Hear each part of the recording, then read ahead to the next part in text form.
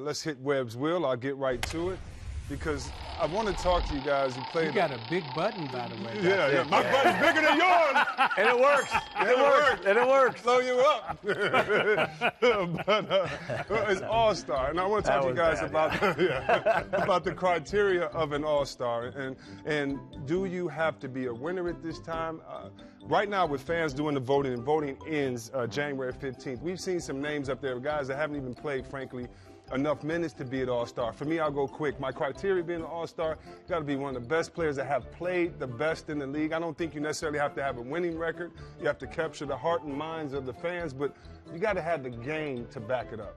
Yeah, I agree with that. And I don't necessarily go by the reputation because the way it used to be is like you can make the All-Star team. You can be having an All-Star season, but not necessarily have been an All-Star the last 3 seasons. Right. And you got rewarded for that. That's right, yeah. You know, and I would like to see it come back to where guys who are having All-Star seasons get rewarded for being All-Star players. Best All-Star you ever played with?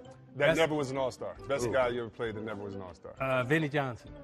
Oh, that's Vinnie Johnson. I can't top Vinnie Johnson. Here's the bad news. Most of the guys I play with are really good were All-Stars. We always had a bunch of them on our team. Yeah, we had a bunch of guys who were All-Stars. But I will say this. The criteria to me is simple. Who's played the best for the first 45 games by the time there's 46 games? Not what you did last year, not what you did 2 years ago. Who's played the best? Because there are some guys who had phenomenal starts of the year, and they don't make the All-Star team. I think that's criminal. You know, they didn't have the reputation. But to me, is who's played the best, and I do put a premium on winning. I think that, you know what, if it's down to 2 guys, and they both played equally well for their team, I'll vote for the guy whose team is winning over the guy whose team is not.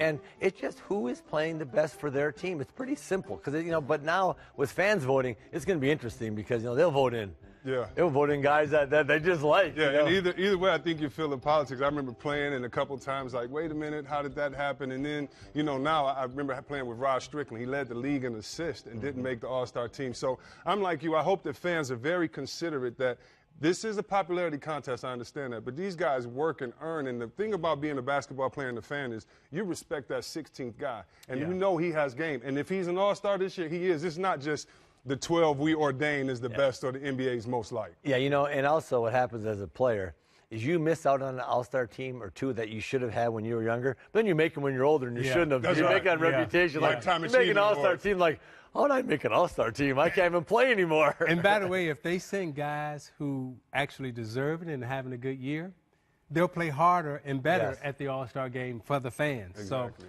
So, will they play any defense? He ain't saying that. He said hard. Okay,